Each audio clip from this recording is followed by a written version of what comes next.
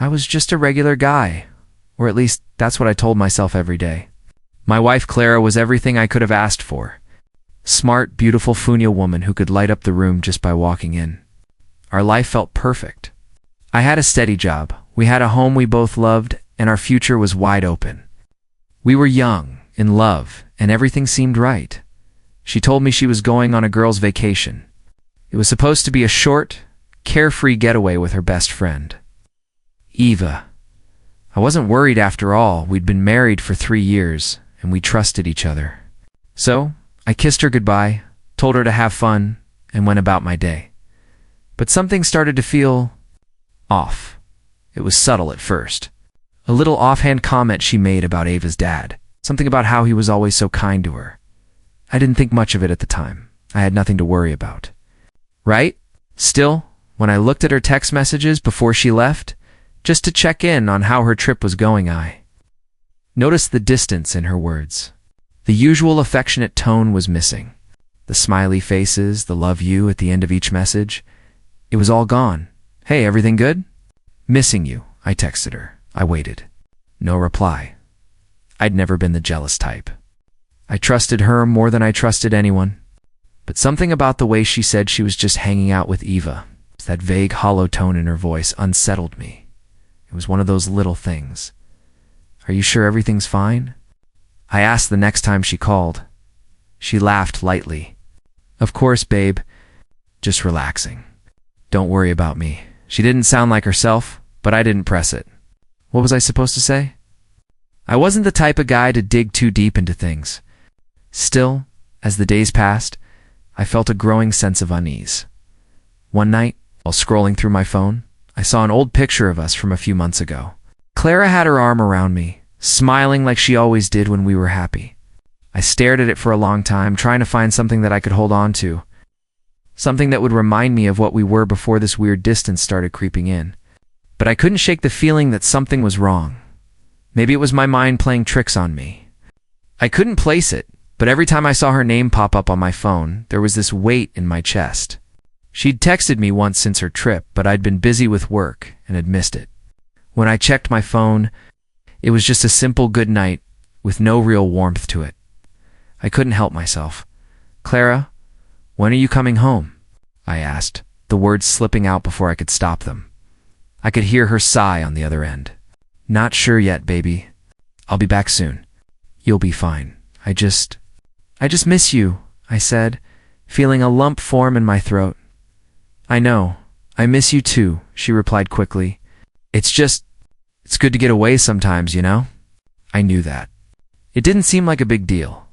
But the way she said it, with that edge in her voice, made it feel like there was more to it than just a vacation. Later, when she sent me a picture of herself on the beach, smiling with Eva, I forced myself to smile back at the image. It was supposed to make me feel better, but all I could think about was how much it felt like she was slipping away. I'll be home soon. Don't worry, she added in her next message. I tried to shake off the feeling. I wanted to believe it was nothing, that I was just overthinking. But as the days stretched on, I couldn't ignore the nagging suspicion. Maybe it was nothing. Maybe it was everything. I didn't know what to believe anymore. When Clara came back from her girls' trip, she wasn't the same. I had expected to feel relief. The warmth of her embrace, the familiar scent of her hair, but when she walked through the door, it wasn't like that at all. Her eyes avoided mine, her smile stiff, like she was trying to fake it. Something wasn't right, hey, I said, trying to sound normal, but the weight in my chest made my voice feel hollow. Hi, she replied, her tone flat, almost cold. I watched her set down her bags. Noticing how slowly she moved, she wasn't in a rush, like she normally was when she came home. She was avoiding me. How was the trip? I asked, but the words felt wrong, like I was already bracing myself for something terrible. It was. Fine, she answered, avoiding my gaze as she unzipped one of her bags. I couldn't take it anymore. I couldn't keep pretending that everything was okay. Clara, what's going on? I asked, my voice cracking. Why do you feel so distant? She hesitated, glancing at me quickly before looking away again. I knew then that something was wrong, something bigger than just a cold return from a vacation. "I need to tell you something," she said, her voice quieter now, almost like she was speaking to herself more than to me. I didn't know what to expect, but I felt my heart rate pick up. "What is it?" I asked, my hands starting to shake. She took a deep breath, then turned to face me. The guilt was evident on her face. Even before she spoke, "I'm pregnant," she whispered. The words hit me like a freight train. And for a moment, I couldn't process them. My mind went blank, like a screen suddenly going dark. "Pregnant?" I repeated, barely able to form the word. "Yes, but it's not what you think," she hurried to say, her eyes flicking nervously around the room like she was looking for an escape. I couldn't speak for a moment.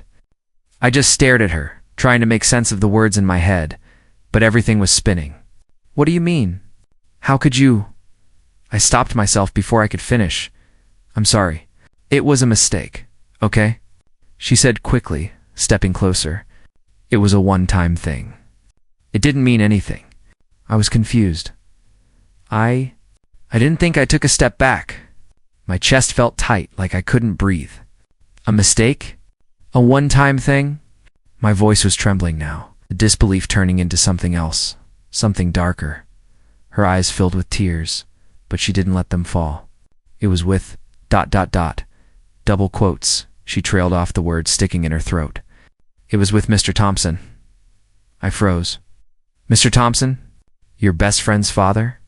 I asked, my voice barely above a whisper. The words sounded like they weren't even coming from me, like I was hearing them from someone else. She nodded, a tear finally slipping down her cheek. "I never meant for it to happen. It was a mistake. I was in a bad place, and I let him. I don't know how it happened. The world around me felt like it was collapsing. Everything I thought I knew about Osabo de Pa was falling apart. I couldn't even begin to understand how it had gotten to this point." "How long?" I asked, barely able to keep my voice steady. "How long has this been going on?" "Only a few months," she whispered, looking down at the floor. "I didn't mean for it to go this far. It wasn't planned. I don't know what happened." A cold wave of nausea rolled through me, but it wasn't just from the shock of her words. It was from the realization that she had been lying to me for months, hiding this from me. How could she do this? "I trusted you," I said, my voice breaking. "I gave you everything." "I'm sorry," she whispered, stepping forward again. "I never wanted to hurt you, but it didn't matter. The damage was done." I took another step back, unable to look at her. My mind was a whirlwind, and all I could feel was betrayal. "How could you do this to me?" I asked, almost pleading. "I didn't mean to hurt you," she repeated. But her words felt hollow. I shook my head, my breath ragged. "I don't even know who you are anymore," she reached out, her hand trembling as she tried to touch my arm, but I pulled away. "You don't get it?" I muttered. "You can't just say it was a mistake and expect everything to be okay." Clara stood there, her face crumpling as she realized the weight of what she had done. Her apology couldn't undo the damage, and in that moment, I realized that nothing could fix this. I couldn't sit still. I was pacing around the living room, my hands shaking with every step. Every time I tried to think, my mind went blank, kept for one thing: her words. It was a mistake. That's what she kept saying. But I couldn't understand how she could call this a mistake when everything was falling apart because of... Clara was sitting on the couch, her eyes cast down. I could tell she was trying to keep it together, but her breathing was shallow, and I knew she was struggling just as much as I was. "Clara," I said, my voice low and dangerous, "I need to know the truth. Not just bits and pieces. Everything." She flinched, her hands fidgeting in her lap. "I already told you. It was one time. Just one time. It didn't mean anything, I swear." I stopped pacing and turned to face her. My eyes locked onto hers, but there was something in her expression that I couldn't ignore, a shift, like she was hiding more. "One time?" I repeated, my voice rising. "You're telling me that you slept with him once and that was it?" Her eyes darted away. "Yes," she whispered, but even I could tell it wasn't the whole truth. I clenched my fists. biting back the rage that was threatening to take over. Clara, look at me. I deserve to know the whole truth. You can't keep lying to me. She looked up at me, her face pale. I'm not lying, she said quickly. I cut her off. Don't lie to me again. I know something's off. Clara, you can't just say it was one mistake and expect me to believe you. Her face crumpled. I saw the guilt in her eyes. Okay, she said, her voice breaking. It wasn't just once. It started months ago. After the party we went to with Eva, the ground beneath me seemed to shift. My stomach churned as I processed what she'd just said. Months ago? I could barely whisper the words. You've been sleeping with him for months? Behind my back? She looked away, shame flushing her face. I didn't mean for it to happen. It just ... did. It was supposed to be a one-time thing, but it kept happening. I felt like I had been punched in the gut. My vision blurred, and I had to grip the edge of the coffee table to steady myself. How long? How many times? Too many, she admitted, her voice trembling. I'm sorry. I'm so sorry, but it just kept happening. And I was ashamed. I didn't want to tell you because I knew you'd hate me. The betrayal cut deeper than I could have imagined. I don't even know who you are anymore, I said, the words coming out bitter and raw. I trusted you. I gave you everything. And you did this? Clara stood up then, her hands shaking as she reached for me. Please don't say that. I never wanted to hurt you. It was a mistake. It's over now, I swear. I'm done with him. You expect me to just forget it? I asked, my voice trembling. You expect me to believe that after everything, it's just over now? That you've changed? I have changed, she pleaded. I realize how stupid I've been. But it's over. I ended it. I swear. How do I know that? I shot back, my mind racing. How do I know if you're telling me the truth, or if this is just another lie? Clara stepped back, visibly hurt by my words. I'm not lying this time. I swear. But the doubt still gnawed at me. How can I believe you? How can I ever trust you again? She shook her head, the tears starting to fall now. I don't know. I don't know how to fix this, but I'll try. I'll do anything to make it right. I stared at her, trying to make sense of everything. The woman I thought I knew was gone. In her place was a stranger one who had shattered everything we had. And no matter how much she apologized, the pieces of my heart were already broken. I took a step back, unable to look at her anymore. I don't know if I can do this.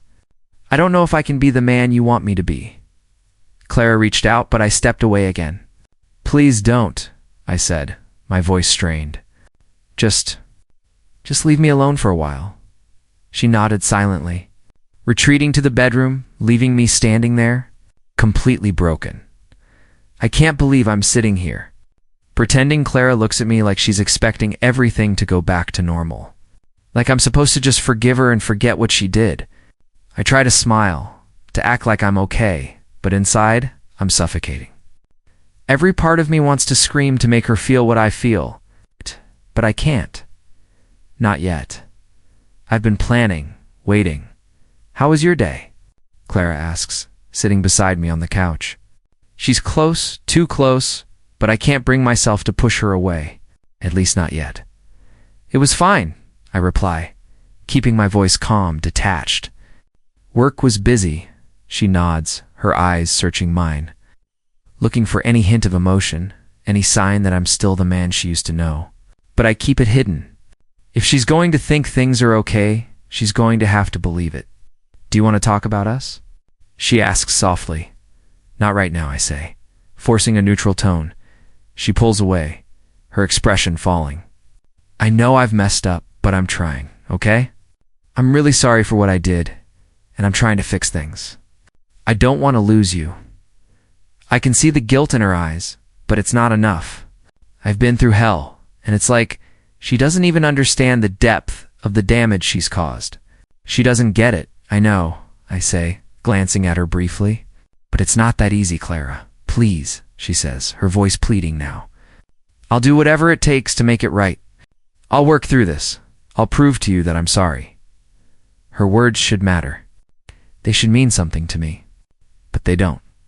All I hear is her voice, trying to erase the months of lies and betrayal with promises that mean nothing. Clara, I don't know if I can ever believe you again, I say quietly. You destroyed everything. She flinches like I slapped her, but I don't feel sorry. Not anymore. I didn't mean to, she says, her voice breaking. I swear, it was a mistake. A horrible mistake. I nod, pretending to listen, pretending that I care. But all I can think about is the pain she's caused me. The betrayal is too deep. It runs through my veins like poison. How can I ever trust you again? I ask, my voice shaky, but there's a coldness inside me now. How do I know you won't just do it again? Clara doesn't have an answer. I can see it in her eyes, the helplessness. She doesn't understand that it's not just about her actions. It's about everything she's taken from me. My trust, my peace of mind. I'll prove it, she says, but there's desperation in her voice. I'll show you that I love you. I'll make it up to you. I can't believe her. I can't believe a word she says, but I nod, pretending that I might. I might forgive her. I might let it all go. But inside, I'm plotting my next move. I'm not letting her get away with this. She has to feel the pain she's put me through. Okay, I say slowly, letting the words hang in the air. But you need to understand something. This isn't going to be easy. It's not just about saying you're sorry. It's about me finding a way to live with this. And right now, I don't know how. She nods, her eyes full of guilt. But I don't feel bad. Not anymore. I get it, she whispers, though I know she doesn't. I'm willing to do whatever it takes. I love you, and I want to fix this. I look at her, and for a moment, I almost feel sorry for her. But that feeling quickly fades. My mind is already set on something else. I'm willing to try, I say, but in my mind, I'm already planning my revenge. I'm already thinking about how I'm going to make her pay. The anger inside me burns brighter now, and I can't stop it. It's consuming me, but I don't care. She's going to feel what I feel. She's going to regret ever thinking she could do this to me. All right, I say, standing up. Let's take it one day at a time. But don't expect me to forgive you overnight. She stands too, her hand reaching for me, but I pull back slightly, just enough to let her feel the distance between us. I understand, she says quietly. But I know she doesn't. She can't. I leave the room, my mind racing. I don't know how much longer I can keep pretending. But for now, this is what I need. I'll make her regret it. And when I'm done, she'll know exactly what it feels like to lose everything. I never thought I'd find myself standing in front of him, but here I am. I stand outside the door of his house, my fists clenched at my sides. Every part of me wants to charge in, to scream at him. But I know I have to be calm, controlled. I can't let my anger take over just yet. Not when I'm so close. The door opens. He stands there, looking almost surprised to see me. Of course, he doesn't know the hell I've been living in for the past few weeks. Can I help you? He asks, his voice smooth, almost too smooth. I can't hide it anymore. We need to talk, I say, my voice colder than I intend. He steps back, a hint of discomfort flashing across his face. But then it's gone, replaced with a false politeness. All right. Come in.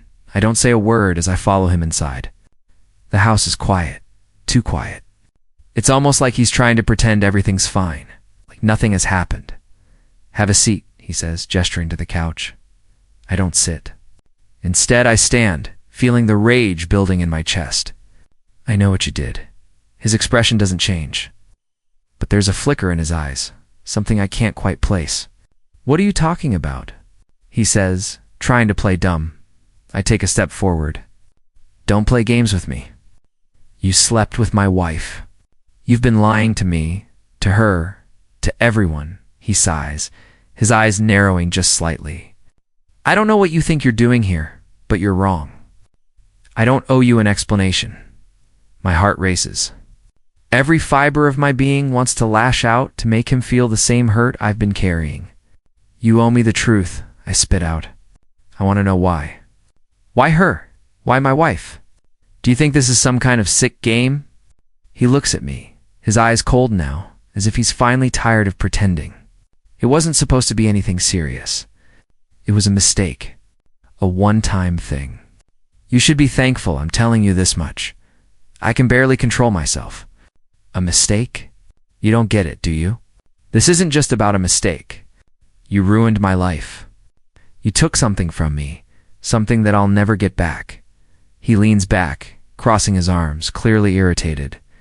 Look, kid, I don't need your lecture. It was a one-time thing. It meant nothing to me, and frankly, I don't care how you feel about it. His words hit me like a punch to the gut. You're unbelievable, I say, my voice shaking with fury. You don't care about the pain you caused, about the damage you've done. You think this was just some little indulgence for you, don't you? He shrugs. It was a lapse in judgment. I don't see why you're making such a big deal out of this. I stepped closer to him, my fists tight, my teeth clenched. You think it's no big deal? You think you can just walk away from this without any consequences? You're wrong. For a moment, I see something shift in his eyes. It's not guilt, not remorse, but something darker. He's annoyed. He's annoyed that I'm even here. You're pathetic, I mutter under my breath. You don't even care that you hurt me, that you hurt my wife. This isn't some mistake, it's who you are. He finally stands up, his demeanor shifting from dismissive to arrogant. You don't know anything. This isn't your business anymore. If you want to fight, fine. But don't think for a second that I'm going to apologize for something that doesn't matter. The rage inside me flares. How dare he act like this? How dare he belittle everything I've been through? He's nothing but a selfish, entitled man who doesn't care about the damage he's done. You'll regret this, I say through gritted teeth. You'll regret everything you've done. He laughs, a cold, mocking sound. I highly doubt that. You're just angry. Get over it. I stare at him for a long moment, my anger boiling over. But then something inside me shifts. I realize he's not worth my time anymore.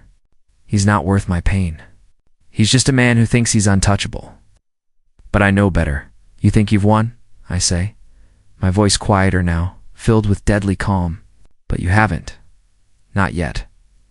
I turn to leave, my mind already working on the next step. I'll make sure he feels the consequences. I'll make him regret ever thinking he could get away with this as I walk out of his house. I feel a strange sense of satisfaction. I'm no longer just a man crushed by betrayal. I'm a man who's about to make everything right. It's funny how much you can change in such a short time. One moment, I was a man crushed by betrayal, struggling to breathe under the weight of her lies. And now, I'm a man who's learned how to let time work in my favor. I've decided to play the game of karma. Not with rage or violence, not yet, anyway, but with patience. With subtlety. Clara doesn't know it, but I'm already taking the first steps to make them pay for what they did to me. I won't strike back immediately. I'm not that reckless. No, I'll wait for the perfect moment. You've been distant, Clara says one evening. As we sit across from each other at the dinner table, her voice is laced with concern, but it only irritates me. Have I? I reply, pretending not to notice the change in her tone. She looks at me, her eyes soft with guilt. I know I've messed up, but I need you to understand that I'm trying. I just want things to go back to the way they were. I don't even look up from my plate. Things can't go back, Clara. Her hand reaches across the table, trembling. Please. I know I don't deserve it, but I love you. I've been working on myself, trying to be better. Can we at least try? I feel the anger bubbling inside me again, but I keep it in check. You've already had your chance. Clara, don't expect me to forgive you overnight. She withdraws her hand, hurt flashing in her eyes. But I don't care. I can't care, as she goes on about how much she's changing. How she's committed to fixing things. I'm thinking about the next move. It's all a game now. I can't trust her, and I don't care to try. She's just a pawn, and so is he. They all are. I decide to start small. The first move I make is subtle, almost too subtle to notice. I start by nudging her phone notifications just a little, just enough to make her look suspicious. I know she's been in contact with her best friend Eva, and I know exactly how to make her paranoid without ever saying a word. One evening, I casually mentioned that I overheard a conversation between Clara and Eva. "So, Eva seems to think you're still in touch with her dad," I say, my voice light. "She said you've been keeping things from me." Clara freezes, her face paling. "What?" "Yeah," I continue, keeping my tone casual. "I didn't think much of it, but it sounded like she thought you two were closer than you've been letting on." Clara doesn't respond immediately. I watch as she tries to hide the panic in her eyes. It's a small victory, but it feels good. I can already see the cracks starting to form. I smile to myself as she stumbles through her words, trying to explain, but I'm not listening. I already know everything. Over the next few days, I keep making my moves. I'll leak subtle hints to the people she cares about, drop little seeds of doubt, all while she thinks I'm just trying to rebuild. She has no idea that I'm quietly dismantling everything she's worked for. "You're so quiet today," Clara says a few days later. "Is something wrong?" I look up, my expression empty. Nothing's wrong, but everything is wrong. And it's only going to get worse for her. Her apologies are beginning to grate on my nerves. But I know better than to let her see my frustration. She's too busy blaming herself to see that I've already moved on. I've already begun to turn the tables. I play my part well. I pretend to be forgiving. I pretend to want to rebuild what we had. But I know better. Every time she gets closer, I pull away just enough to keep her guessing. I won't let her feel secure. Not until I'm ready. Meanwhile, I'm also making sure he feels the pressure. I can't go directly after him, not yet, but I can start planting little reminders of what he's done.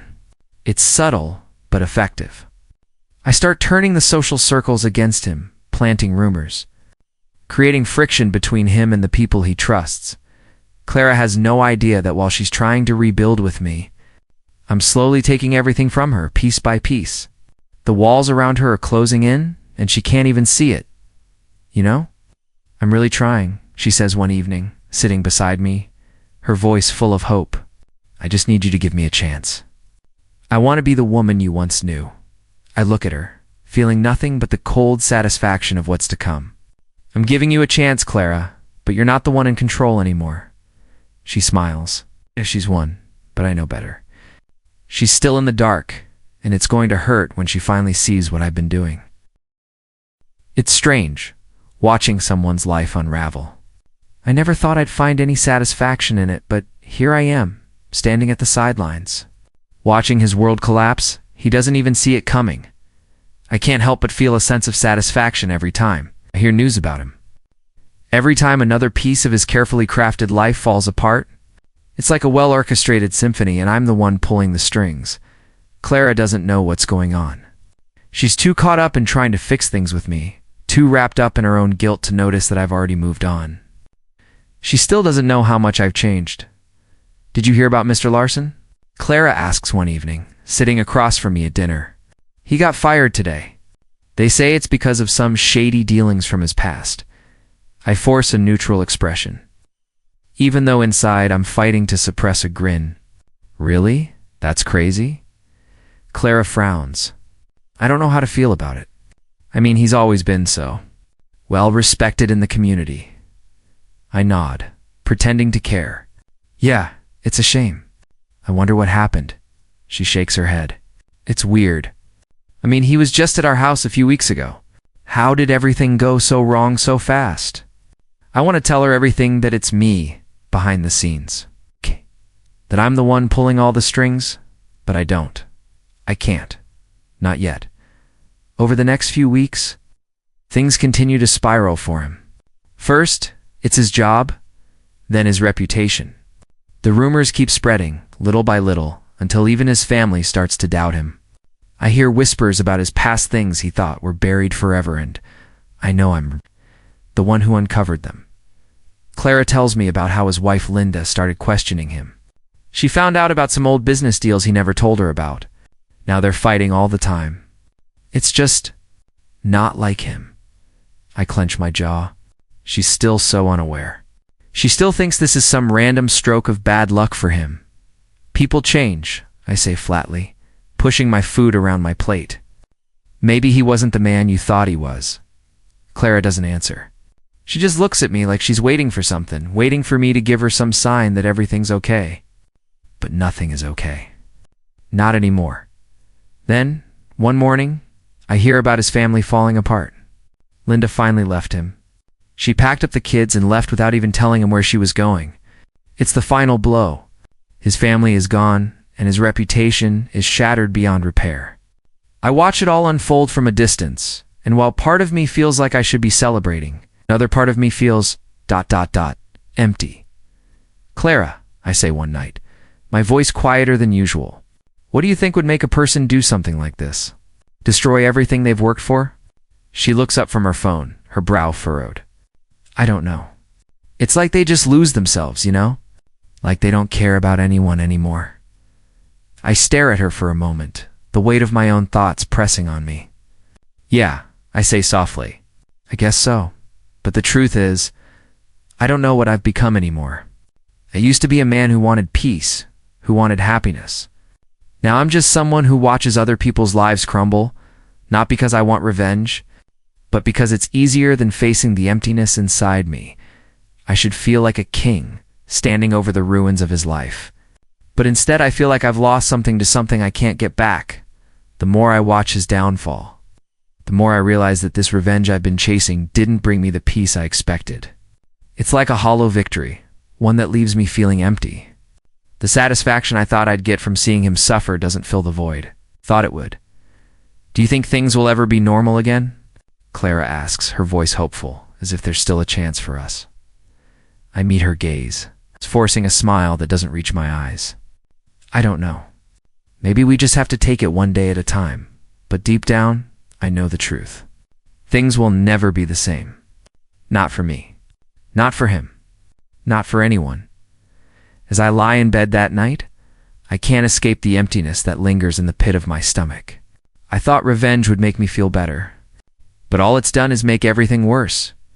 I've become someone I barely recognize, and I don't know if there's any way back. I can feel the weight of the moment pressing down on me as I sit across from her. Claire's eyes are wide, filled with that same guilt and fear she's carried for weeks now. But I know that this time is different. There's no pretending, no avoiding the truth. It's time to confront everything. Clara, I say, my voice steady, colder than I expected. We need to talk. She shifts uncomfortably, eyes flicking to the side, but she doesn't look away. She knows what's coming. I know, she whispers, barely audible. I lean forward slightly, watching her face closely. I don't think you do. Not really. Not until you hear everything. Her breath hitches, and she leans in too, like she's bracing for a blow. She probably is. You've spent the past few weeks begging for forgiveness. I continue, my words sharp, almost clinical. But what you don't realize is that it's too late. I've already made up my mind. I've already decided what I need to do. Her face falters, confusion mingling with desperation. What do you mean? Please, just tell me what I need to do. I'm trying. I swear to you, I am. I'll do anything. I shake my head, letting the silence stretch between us, and let that sink in. You don't get it, do you? You never understood that you've already destroyed everything. You've ruined everything that mattered to me. Her eyes fill with tears, her voice trembling. I know I've made mistakes. I've hurt you. But please, please, don't say it's all ruined. We can fix this. We can know, Clara. You don't get to fix this, I interrupt her. My anger rising, but it's not the furious rage I felt before. It's something colder, something emptier. I've spent weeks planning, calculating, watching, and I've realized something. You didn't just hurt me. You've changed me. She's silent for a long moment, her face crumpling as the realization sinks in. What do you mean? How have you changed? I'm sorry. I'm so sorry. I lean back, letting the words hit her. Revenge has consumed me, Clara. You were right about one thing, it's been eating me alive. But now I'm not even sure I can come back from it. I'm not the man I was. I don't think I can ever forgive you. Her sobs start to break through, but I don't feel the impulse to comfort her. I don't want to. I thought if I made him pay, if I made you feel the pain you caused me, that it would fix everything, that I would feel better. But all I've got now is an emptiness I can't shake. I didn't want this for us, she gasps, wiping at her eyes. Please, you have to know that I never wanted to hurt you. I never thought it would turn out this way. You didn't think it would turn out this way? I snap, standing up suddenly, the chair scraping loudly against the floor. You never thought. That's the problem, Clara. You didn't think about the consequences. You didn't think about what it would do to me, to us. And now it's too late. She stands too desperate now, her hands trembling as she reaches out. Please, please don't do this. Don't shut me out. I love you. I love you so much. I'm sorry.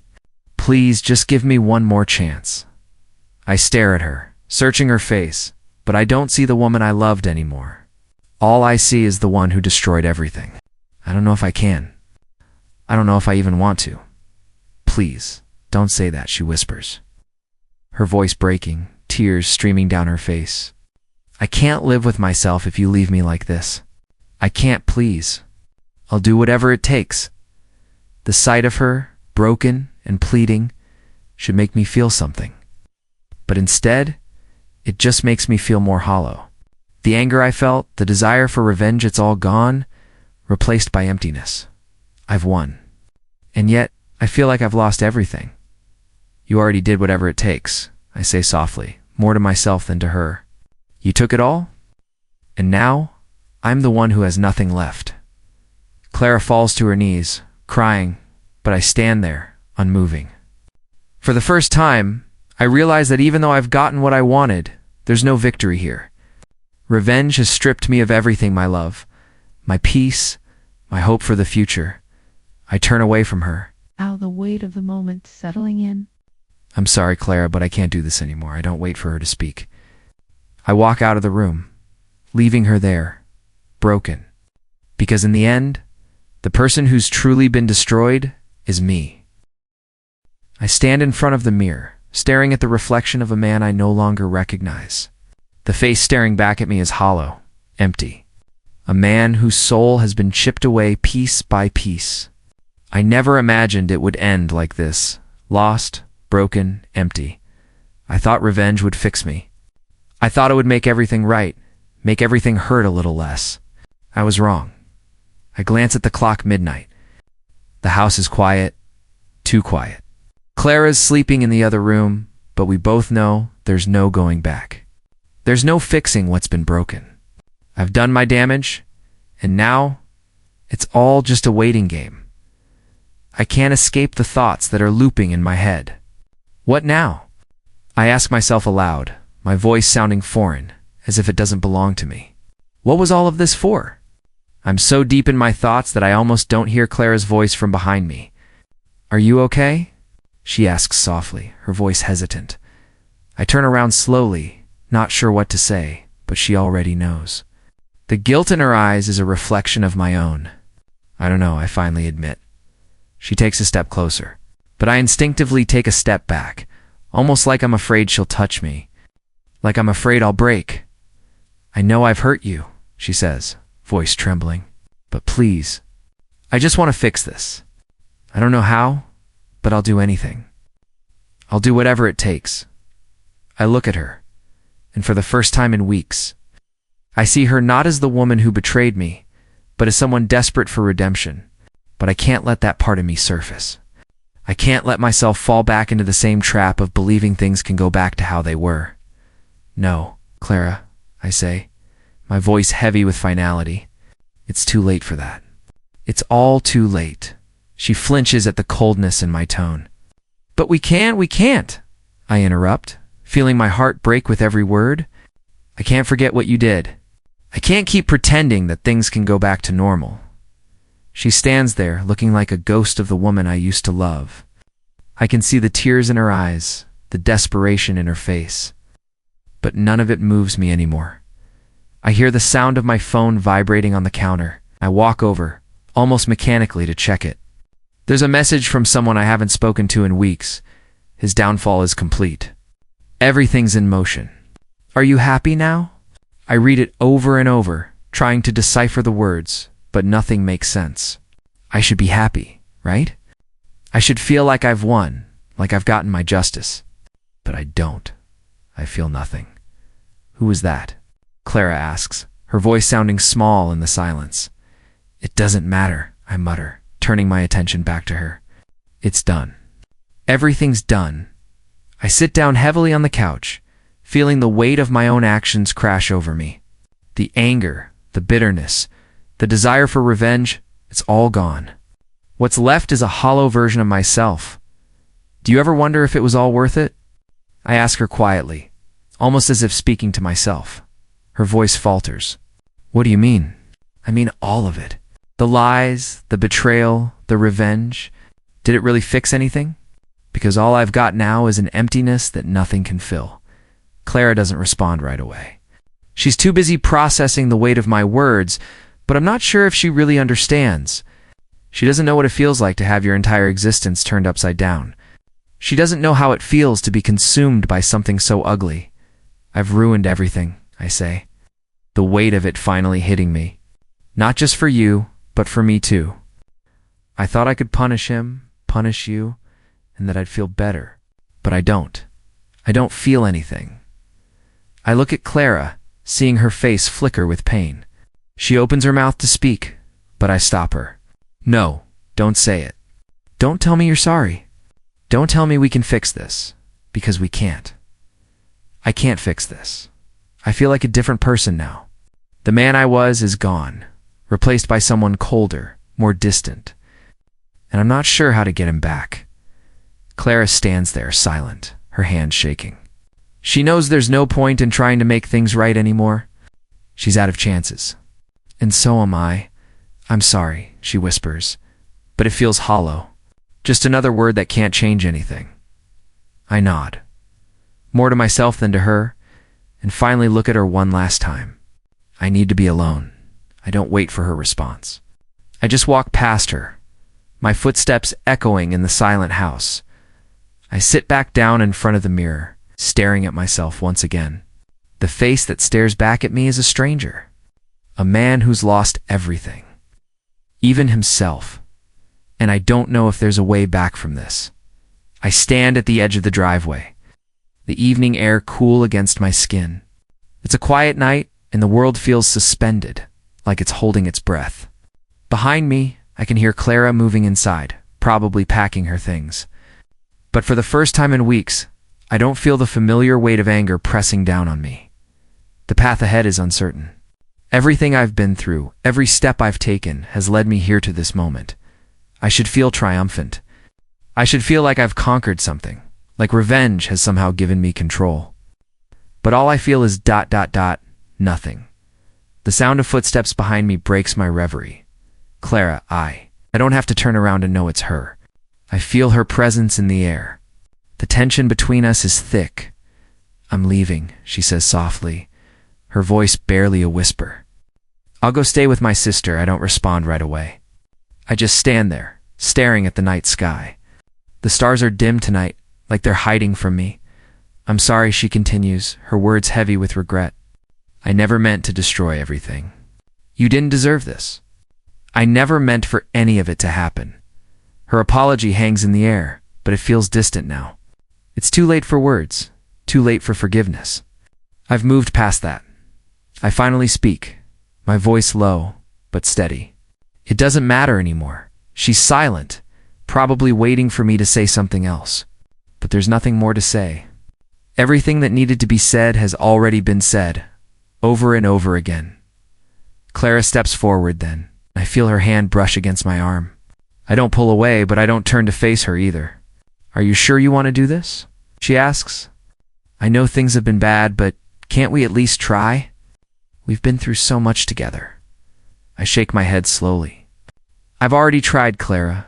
I've tried holding on. I've tried pretending it would be okay. But I'm not the same man I was before, and I don't think I can ever go back to being that man. She takes a step back, a sob escaping her lips. You don't have to be the same man, just ... Give us a chance. I close my eyes, feeling the weight of her words. She's desperate, and I can hear it in the way she says them. But desperation isn't enough anymore. It's not enough to fix what's been broken. I can't keep living like this, I say, the finality of my words sinking in. And I can't keep holding on to the past. There's a long pause. I know she's standing there, probably hoping I'll change my mind. But I don't. I can't. I need to let go, I murmur, almost to myself. Clara doesn't say anything else. I can feel her presence fading as she walks away, but I don't turn to watch her go. I don't think I need to. For the first time in a long time, I feel a flicker of something hope, maybe. Or at least the possibility of it. It's a strange sensation. It's like the weight I've been carrying is slowly starting to lift. I take a deep breath and walk forward, away from everything. The night feels different now, like the world is wide open. I'm not sure where I'm headed. I don't know what comes next. But for the first time, I'm ready to find out. I'm ready to move forward. And I finally realize letting go of the past is the only way to free myself.